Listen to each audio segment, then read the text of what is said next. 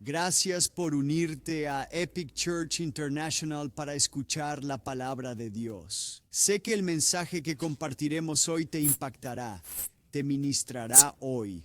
¿Por qué? La palabra de Dios es activa y poderosa. Hay 3 acciones que puedes tomar. Primero, suscríbete a nuestro canal de YouTube. Segundo, haz clic en me gusta en el video. Y tercero, activa las notificaciones para que sepas cuando publicamos. Ahora, siéntate y recibe. Y prepárate para actuar según la palabra. Padre nuestro que estás en los cielos, santificado sea tu nombre, venga tu reino, hágase tu voluntad. Suena bien, suena correcto, suena familiar, suena santo, y lo es, pero ay, cuánto luchamos. Que se haga tu voluntad no es solo una frase religiosa para repetir en la oración, es una renuncia al control, y por eso luchamos. Aunque el control es un mito, es uno que nos gusta mucho, como nuestro cuento de hadas preferido. Queremos controlar nuestras circunstancias, queremos controlar a otras personas, queremos controlar prácticamente cada resultado. ¿Cuántos han visto una situación, una relación, una oportunidad o una decisión que deben tomar y han tenido dificultades para orarle a Dios que se haga tu voluntad? Yo lo he hecho. Es parte de ser humano. Tanto es así que Jesús en su humanidad tuvo una lucha épica con la voluntad del Padre en el jardín de Getsemaní. Él tuvo llegar a conocer plenamente, él entendió, pudo mirar dentro de la copa que tendría que beber en la cruz. Según el Antiguo Testamento es la copa de la ira de Dios, la copa del terror de Dios, la copa del juicio de Dios. Tendría que beberla hasta el fondo para pagar el precio del pecado en nombre de toda la raza humana. El horror de beber esa copa hizo que el dolor físico que experimentaría en la cruz, las manos y pies clavados, la corona de espinas, la espalda desgarrada, la deshidratación, la asfixia, todo ese dolor palidecería en comparación la copa.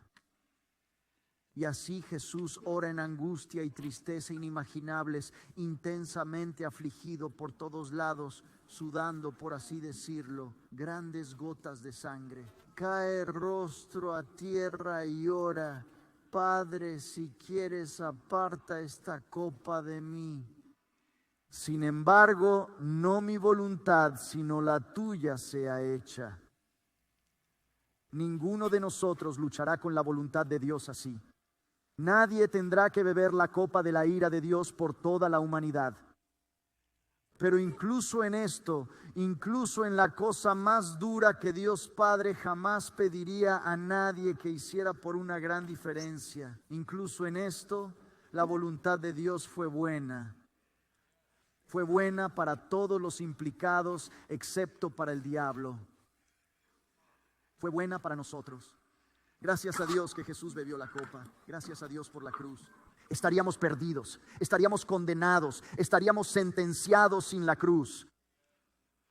Pero hasta para Jesús, aquel que tuvo que luchar tan intensamente para cumplir la voluntad del Padre, incluso para él, la voluntad del Padre al enviarlo a la cruz, la voluntad del Padre fue buena. En Isaías 53, al final, versículo 12, profetizando del Mesías, la Biblia dice: Él verá el fruto de su alma y será saciado. Por su conocimiento, mi siervo justo justificará a muchos, pues cargará sus iniquidades. ¿Cuántos saben que fuimos perdonados en la cruz? Fuimos justificados en la cruz. Subestimación de la vida, la cruz fue buena para nosotros. Y aunque fue demoledora para el alma, por decirlo suavemente, fue el bien supremo para Jesús, porque triunfó sobre el mal y derrotó al diablo en la cruz.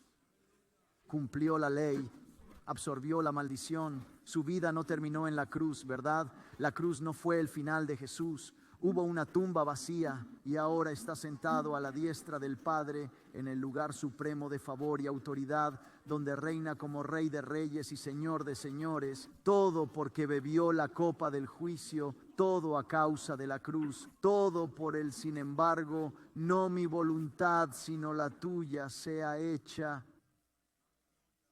El mensaje de hoy se titula Amor y Voluntad. En una reunión de la Fraternidad de Atletas Cristianos, Bobby Richardson, un ex Yankee, 8 veces estrella en el Juego de Estrellas como segunda base, ofreció una oración que es un clásico por ser concisa y al grano. Oró así: querido Dios, tu voluntad, nada más, nada menos, nada más, amén. Hoy abrimos en Marcos capítulo 1. El Evangelio de Marcos, capítulo 1. Lo que quiero explorar hoy es la capacidad y la disposición de Dios. La capacidad de Dios es ilimitada. Él puede hacer mucho más de lo que pedimos o pensamos.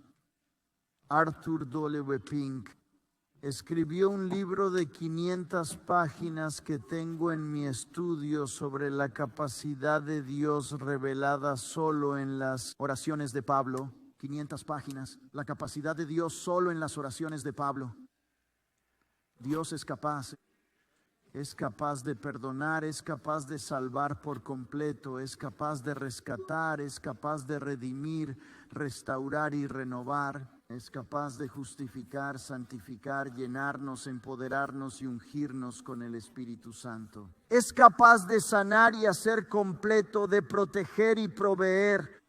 Es más que capaz de suspender el orden natural de las cosas en cualquier momento que quiera. Él abre mares, hace que el sol se detenga, hace que el fuego baje del cielo, calma el viento y las olas con solo una palabra. Escuchen. Él es un Dios de milagros, señales y prodigios. Su capacidad es incalculable, infinita. Su capacidad no conoce límites. Dios es capaz. Ser capaz es una cosa. Alguien puede ser capaz de ayudar financieramente, pero no estar dispuesto. Todos tenemos la capacidad de perdonar a las personas que nos ofenden, pero ¿tenemos la voluntad de perdonar? Ser capaz es una cosa. Estar dispuesto lo lleva a otro nivel completamente. Estar dispuesto desata la capacidad. La disposición pone en evidencia la capacidad. Estar dispuesto lo hace personal. Ahora, no solo Dios es capaz de forma cósmica de hacer lo que desee, donde lo desee, cuando lo desee, como lo desee, sino si está dispuesto a tomar esa capacidad y abordar mis problemas y mis desafíos y mis preocupaciones, si está dispuesto a abrirme eso, a concederme acceso, entonces puedo acceder a su increíble capacidad y experimentar lo que solo Él puede hacer en mi vida diaria. Es un versículo fundamental, es un versículo revolucionario. Es uno de esos de los que depende nuestra relación con Dios. Depende. Es Hebreos capítulo 8, versículo 12, donde Dios mismo es citado y dice: porque seré misericordioso con su injusticia, sus pecados y sus obras malas. Ya no recordaré nada. Las palabras no más son doble negación en griego, lo que enfatiza. Dios dice: no más, no recordaré tus pecados, no más te castigaré por tus pecados, porque Él recordó todos nuestros pecados y los castigó en el cuerpo de su Hijo en la cruz. Lo que realmente quiero destacarles acerca de este versículo es otra cosa que se menciona 2 veces en este único versículo, y son las palabras yo quiero, quiero. La voluntad clara, resonante e inconfundible de Dios es tener misericordia de ti, perdonarte por completo todos tus pecados, limpiarte a fondo de toda injusticia, ejercer amnesia divina cuando se trata de tus hechos de maldad. Esa es la voluntad doble de Dios. Así que en esto, la voluntad de Dios es buena. Quiero ir más allá diciendo, la voluntad de Dios siempre es buena, lo cual nos lleva a la idea principal del mensaje de hoy. La oirán repetidamente. Cuando entendemos el amor de Dios, nunca tenemos que temer la voluntad de Dios. Lo digo otra vez, cuando entendemos el amor de Dios, no tememos su voluntad. Sé que a primera vista podrías pensar, temer la voluntad de Dios. ¿A quién se le ocurriría eso? ¿Por qué alguien temería la voluntad de Dios? Oh, pero lo hacemos. Algunos temen que la voluntad de Dios sea muy sacrificial y la odiemos. Algunos temen secretamente que Dios sea un aguafiestas cósmico y que su voluntad para ti pueda restringirte, quitarte algo, quitar toda la alegría de tu vida. Como si realmente me rindo a la voluntad de Dios, sé lo que va a hacer. Me enviará a ser misionero en una tierra incivilizada. Probablemente no lo hará. Si lo hiciera, sería el lugar más pleno y gozoso para ti en todo el universo. ¿Cómo descubrir por qué Dios te hizo, vivir en el propósito de Dios para tu vida, estar en el centro de la voluntad de Dios? Es siempre el mejor, el más satisfactorio y el lugar más alegre para estar. Y aún así luchamos, peleamos, luchamos contra lo que nos daría más paz, porque queremos nuestra voluntad a nuestra manera. Queremos tener el control en vez de ceder y entregarnos. Decimos creer que la voluntad de Dios es siempre buena, pero nuestras actitudes y acciones nos delatan. Ahora está la historia de un rey de África que se crió con su mejor amigo. Y cuando se convirtió en rey, su amigo estuvo a su lado y lo asistió. Ahora su amigo tenía una peculiaridad graciosa en él, de que sin importar la situación, sin importar la circunstancia, lo que sucediera, el amigo siempre decía, esto es bueno, sin importar qué. Así que un día están en una expedición de caza y el amigo está ayudando al rey que está cazando y le está cargando los fusiles al rey, y carga un fusil específico, se lo entrega al rey, y algo debió haber hecho mal porque cuando el rey disparó, el arma le destrozó el pulgar. El rey se retuerce de dolor, sangrando, y su amigo lo mira y le dice, esto es bueno. Y el rey dice, no, no es bueno. Y lo encarcela. Cerca de un año después, el rey vuelve a cazar, pero en una zona donde no debió haber estado, pues estaba habitada por caníbales. El rey fue capturado. Los caníbales lo ataron. Lo amarraron a un poste, pusieron leña debajo y se acercaron con el fuego porque iban a asarlo antes de comérselo. Alguien notó que le faltaba un pulgar y tenían esta superstición de que nunca comerían a nadie que no estuviera completo. Lo desataron, lo liberaron y lo dejaron ir, y el rey estaba fuera de sí pensando, vaya, nunca debía haber encarcelado a mi amigo, así que fue directo a la cárcel y se disculpó con su amigo. Tenías razón, fue bueno que me volara el pulgar, pero lo que hice contigo estuvo mal. Fue tan malo, y el amigo dijo, no, fue bueno que me pusieras en prisión, porque si no me hubieras puesto en prisión, yo habría estado contigo y te habrían perdonado, pero me habrían comido a mí.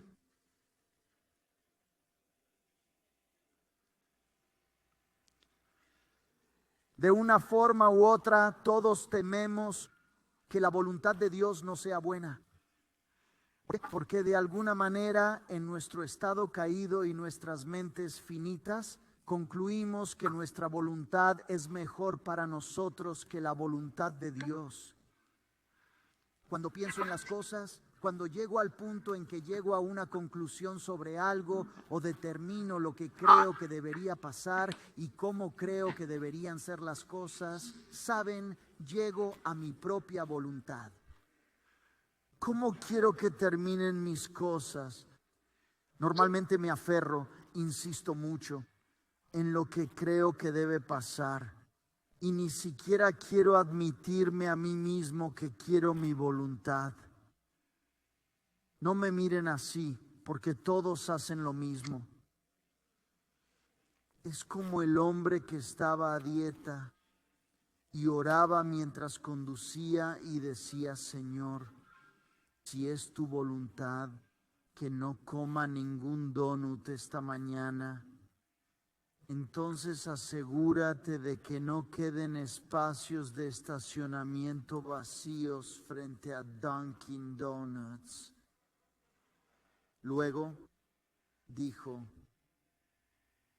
me comí los donuts porque se abrieron 2 espacios justo al pasar lentamente frente a la tienda en mi tercer intento de rodear el parqueo. ¿Es eso el Señor o qué? C.S. Lewis escribió: hay 2 tipos de personas, las que dicen a Dios, hágase tu voluntad, y aquellas a quienes Dios dice, está bien, hazlo a tu modo. Sabemos esto en nuestra cabeza, pero probablemente sea bueno recordarlo a menudo para que realmente se asiente en nuestros corazones. Tu Padre en el cielo siempre tiene tus mejores intereses en mente. ¿Por qué? Porque te ama con amor eterno. Porque Él es amor. Porque nada podrá jamás separarte del amor de Dios que está en Cristo Jesús. El que no escatimó ni a su propio Hijo, sino que lo entregó por todos nosotros, ¿cómo no nos dará gratuitamente todas las cosas con Él? Si Él llegó al extremo de sacrificar a su Hijo para salvarnos, ¿qué cosa exponencialmente menor no hará por aquellos a quienes ama? Y Jesús dijo: si ustedes, siendo malos, saben dar buenos regalos a sus hijos, ¿cuánto más su Padre en el cielo dará buenas cosas a quienes se las pidan? Marcos capítulo 1, nuestro texto principal, versículo 40, donde dice: ahora se le acercó un leproso, se acercó a Jesús, rogándole, cayendo de rodillas ante él y diciéndole: si quieres puedes limpiarme. Entonces Jesús, movido a compasión, extendió su mano y le tocó y le dijo: quiero, sé limpio. En cuanto habló, al instante la lepra lo dejó y quedó limpio. Primero, entendamos la situación del leproso. Un leproso era el muerto viviente. Tenía que vestirse como si tuviera ropas de sepultura. Era un cadáver viviente. Los cadáveres eran impuros ceremonialmente y por ende también los leprosos. Eran expulsados de la comunidad no tanto por temor a contagiar la enfermedad, sino por la posible impureza religiosa. La impureza se consideraba contagiosa y un leproso era visto como un marginado, un desecho social. Tenía que caminar por ahí gritando a cualquier transeúnte: impuro, impuro. La gente literalmente les arrojaba piedras a los leprosos para mantenerlos a una distancia segura. Que un leproso fuera sanado, realmente sanado, era como un milagro de resucitar muertos. Imaginen todas las barreras sociales, mentales, emocionales y espirituales que este pobre hombre tuvo que romper para llegar cerca de Jesús. Pero lo hace. Toma el riesgo.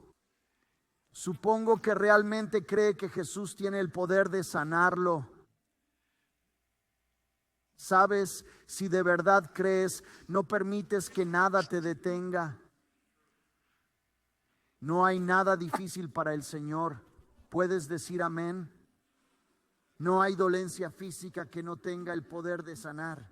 No hay estigma mental, emocional o social que no puedas superar. Nada de lo que hayas hecho o experimentado en tu pasado es demasiado terrible, demasiado horrible, demasiado pecaminoso, demasiado inmundo para que el Señor te limpie completamente.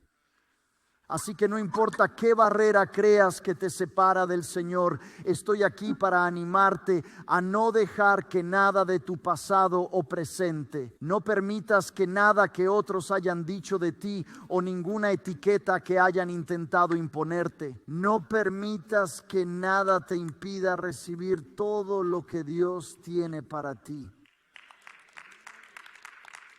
Bien. Cómo este hombre anónimo se acerca a Jesús es importante y relevante. Primero, notemos que el leproso se acercó a Jesús. Él no fue al sacerdote de esa zona, no fue al status quo, no le pidió a otro que fuera a Jesús por él. Él no le pidió a otro que orara por él. Él fue personalmente y directamente a Jesús. Familia, ustedes pueden e incluso deben ir directamente a Jesús. Ustedes no necesitan que nadie más le ore al Señor por ustedes, sin importar cuán indignos o inmundos se sientan. No tienen que ir por María o San Pedro o San Cristóbal o cualquier otra persona, porque hay un solo Dios y un solo mediador entre Dios y los hombres, el hombre, Cristo Jesús. Y no duden, no titubeen, vengan con audacia. Hebreos capítulo 4 dice: acerquémonos pues con confianza al trono de la gracia para hallar misericordia y gracia para el momento de necesidad. Escuchen, no duden, no lo dejen para después, no esperen a tener todo en orden porque podrían esperar muchísimo tiempo. No esperen a ser dignos porque nunca lo son realmente. Vengan con confianza cuando necesiten misericordia. Vengan con audacia cuando necesiten gracia, cuando no sean merecedores, cuando hayan fallado, cuando hayan completado todos los detalles. Porque se acercan al trono de Dios no basándose en su mérito, sino en lo que Jesús mereció. Se acercan no basados en su bondad, sino en la bondad de Él. Se le acercan no porque sean dignos, sino porque digno es el Cordero de Dios. En segundo lugar, nuestro texto principal dice que cuando el hombre leproso vino a Jesús, lo hizo implorándole. Implorar es la palabra griega parakaleo y significa suplicar, llamar a un lado pidiendo ayuda, desear. Así que hay una desesperación obvia en la condición de este hombre. Pero él canaliza esa desesperación de la manera correcta. ¿Saben que la gente desesperada hace cosas desesperadas? No seas uno de ellos. No empeores las cosas. No pases de la sartén al fuego. No exageres, no compliques el problema, no eches gasolina al fuego, no dupliques la estupidez, no pidas sabiduría a gente necia, no pidas cosecha a quienes no tienen fruto. No intentes ahogar tus penas o adormecerte. No busques soluciones temporales para problemas crónicos. No pongas una tirita en algo que es canceroso en tu vida. Cuando estemos en situaciones desesperadas, no hagamos cosas desesperadamente tontas. Lleva tu prisa, lleva tu ansiedad, lleva tu desesperación al Señor en oración, y la paz de Dios que sobrepasa todo entendimiento guardará tu corazón y tu mente por Cristo Jesús. Así que el leproso se acerca a Jesús con urgencia, rogándole con fervor. Entonces, ¿qué hace Jesús? Antes de que diga una palabra, Jesús se movió con compasión, extendió su mano y lo tocó. Hablemos de tabú. Tocar a un leproso, por las razones obvias sobre la enfermedad contagiosa, pero ahora para el mundo religioso Jesús se vuelve impuro. Pero ¿cuántos saben que a Jesús le importa infinitamente más esta alma que lo que piensen los demás? Y como el propiciatorio está sobre el arca del pacto que contiene las tablas de piedra de la ley, escuchen, la misericordia siempre vence al juicio. Jesús siempre elige la misericordia sobre la ley. Piénsenlo. Probablemente es la primera vez que otro ser humano toca a este hombre en mucho tiempo. Veamos la conversación. El leproso empieza diciendo: si estás dispuesto, puedes limpiarme. Noten que esto es una fe muy grande. El hombre no está cuestionando el poder, la autoridad o la capacidad de Jesús para resucitar milagrosamente un cadáver viviente. Él cree que puede hacerlo. Es solo una cuestión en su mente de si lo hará. Es una cuestión de su voluntad. Es una pregunta que todos enfrentamos. Sabemos que Dios puede hacer lo que deba hacer. Él es Dios, pero ahí es donde entra la duda. No si puede, sino si quiere.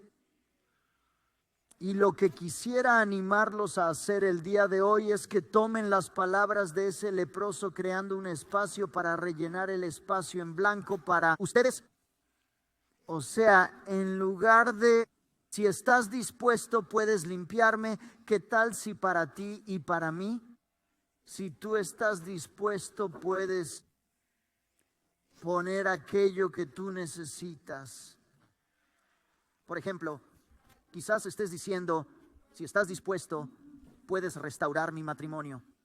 Si quieres, puedes devolver el corazón de mi hijo descarriado. Si quieres, puedes recuperar lo robado por malas decisiones. Si quieres, puedes sanar mi cuerpo roto. Puedes sanar mi corazón roto. Si quieres, puedes lavar mi culpa y arrepentimiento. Puedes completar la frase: porque Señor, eres ilimitado y nada es imposible para ti. Entonces Jesús se compadeció, extendió su mano, lo tocó y le dijo: yo sí quiero, sé limpio. ¿Qué precede al toque? ¿Qué precede a la sanación? ¿Qué precede a la confirmación de su disposición para sanar? Jesús fue movido por la compasión. Les daré un curso rápido de compasión. Dios me dio esto en oración hace más de 30 años. La compasión reconoce, se relaciona y responde.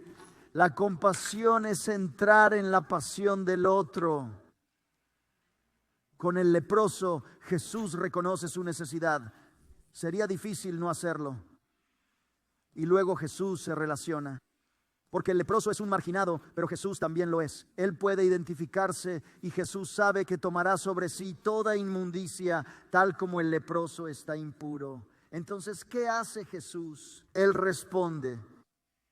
Y cuando se trata de nosotros, cuando alguien que encontramos está metafóricamente impuro, alguien que necesita ser purificado, alguien que necesita ser perdonado y restaurado, escuchen, no tiren piedras. El que no tenga pecado, que tire la primera piedra. No pasen por el otro lado del camino. Reconozcan, identifíquense, respondan, practiquen la compasión con las personas. Escuchen, no juzguen, toquen. Gálatas 6 dice que la marca de la espiritualidad real es cuando restauramos a aquellos que han sido sorprendidos en faltas, a los caídos, a aquellos que necesitan ser perdonados.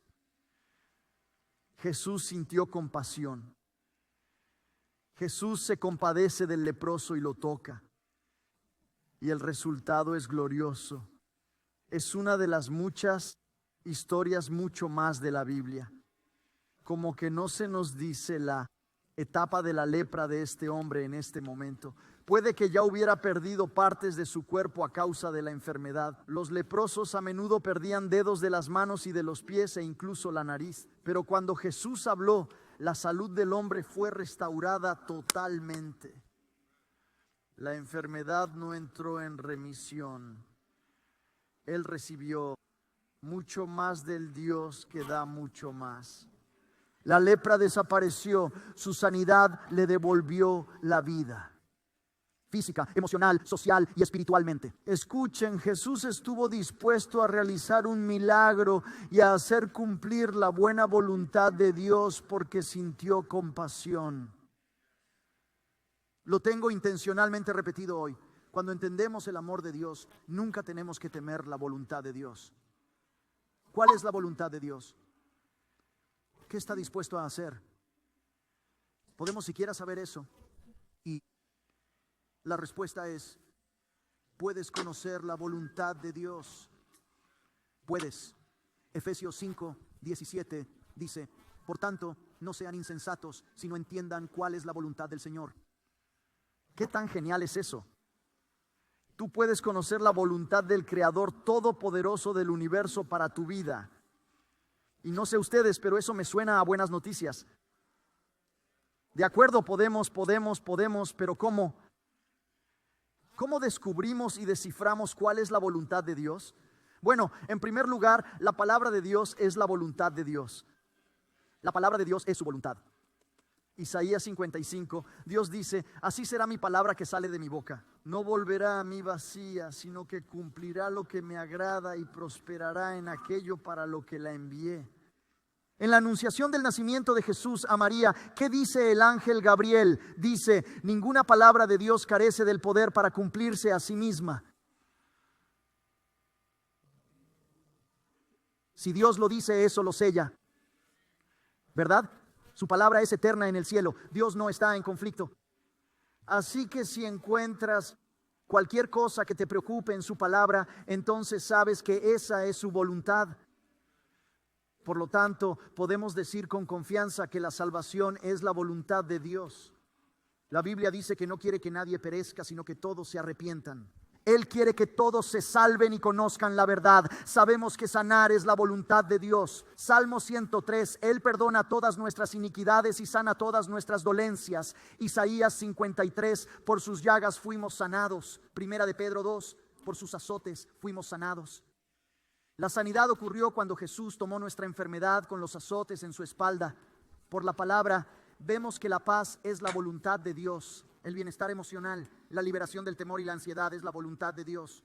La provisión es la voluntad de Dios. La bendición es la voluntad de Dios. La abundancia es la voluntad de Dios. El favor inmerecido es la voluntad de Dios. La integridad total, espíritu, alma y cuerpo, shalom, nada falte, nada esté roto, es la voluntad de Dios. Sea Dios veraz y todo hombre mentiroso. Dios no es un hombre para que mienta, ni hijo de hombre para que se arrepienta. ¿Ha dicho algo y no lo cumplirá? ¿O ha hablado y no lo hará realidad? Ahora, cuando se trata de aquellas cosas que no puedes encontrar una promesa específica, un capítulo y versículo específico en la palabra de Dios con respecto a cosas como, ya sabes, como qué casa comprar o sabes con quién casarse, esa sería una pregunta para las personas solteras. No deberías hacer esa pregunta una vez que ya estás casado. Amén. Pero preguntas como qué empleo tomar o qué carrera profesional seguir. Cuando no tienes capítulo y versículo 2, el Señor prometió guiarnos por su Espíritu a su voluntad perfecta. En Juan 16 Jesús dijo, sin embargo, cuando Él, el Espíritu de verdad, haya venido, Él os guiará a toda verdad, porque no hablará por su propia autoridad, sino que todo lo que oye, eso hablará y os hará saber las cosas que han de venir. Tienes una promesa. Dios, el Espíritu Santo, te guiará de varias maneras diferentes. ¿Cuántos de ustedes saben que Él los guiará en la palabra? Él te guiará con un sentir interno. La Biblia dice que el espíritu del hombre es la vela del Señor. Te guiará con ese sentir. Él te guiará por la manifestación de los dones del Espíritu Santo. Él te guiará con enseñanza y predicación precisas y ungidas. Él te guiará a través de la sabia sabiduría de gente piadosa, consejeros piadosos, y te guiará a través de las circunstancias de la vida. Pero una de las maneras más importantes y discernibles en que nos guía es a través de la paz. Tener paz en el corazón sobre una decisión o dirección Como el número 3, si no tienes paz, no lo hagas. Déjeme ahorrarle mucha pena. Si no tienes paz sobre algo, no lo hagas. En Colosenses capítulo 3, en la Biblia amplificada, dice: y que la paz, la armonía del alma que viene de Cristo gobierne, actúe como árbitro en sus corazones, decidiendo y resolviendo con firmeza todas las preguntas que surjan en su mente en paz. Escuche, si tiene paz, está a salvo. Pero si no tiene paz, si hay confusión, tensión y contienda, tiene que sacarlo y desecharlo. Lo que nos lleva al versículo final. Es uno de mis versículos favoritos. Está en la amplificada. Yo lo declaro sobre mi vida regularmente. Es Proverbios 16:3, donde la Biblia dice: carga tus obras al Señor, comételos y confíalos por completo a Él. Él hará que tus pensamientos concuerden con su voluntad, y así tus planes se establecerán y tendrán éxito. Suelta como suelta, rueda sobre el Señor. Como leímos, echa sobre Él todas tus cargas, echa sobre Él todas tus cargas. Echando, esa palabra echar tenía que ver con redes de pesca, esas grandes redes de pesca que tenían, esas redes grandes lastradas en puntos, y las tiraban por la borda de un barco como un frisbee gigante. Así que cuando lo haces, cuando lanzas tus temores como frisbee y arrojas tus preocupaciones y confías en su cuidado, y confías en su compasión y en su amor incondicional e inseparable por ti, Él hace que tus pensamientos concuerden con su voluntad. Porque Él está dispuesto y es capaz, puedes pensar los pensamientos de Dios, como si estuvieras activando la mente de Cristo. Y tus planes se alinean sagradamente con su plan, propósito y voluntad para ti. Cuando entendemos el amor de Dios, nunca debemos temer la voluntad de Dios. Fue una mañana con niebla el 4 de julio de 1952, cuando una joven llamada Florence Chadwick se adentró en el agua desde la isla de Catalina. Tenía la intención de nadar el canal desde Catalina hasta la costa de California. Era nadadora de larga distancia, ya había cruzado el Canal de la Mancha ida y vuelta antes, pero esa mañana el agua estaba muy fría y la niebla era tan espesa que apenas podía ver los barcos de su grupo. Nadó por más de 15 horas en esta niebla antes de pedir que la sacaran del agua. Su entrenador la animó a seguir, dijo: estamos cerca de la tierra, pero Florence al mirar solo veía niebla. Así que se rindió. Se rindió a solo 1 milla de su meta. Luego dijo: no me excuso, pero si hubiera visto tierra, lo habría logrado. No fue el frío, el miedo o el agotamiento lo que hizo que Florence fracasara, fue la niebla. Muchas veces nosotros también queremos rendirnos, no por ningún otro hecho que perdemos de vista la tierra, nuestra tierra.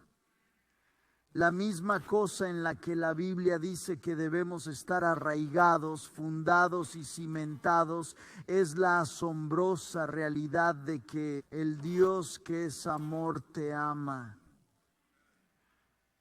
Está creciendo hasta el punto de poder decir: si Dios me ama, esto cambiará. Porque Dios realmente me ama, esto va a mejorar. Porque Dios me ama, todo estará bien.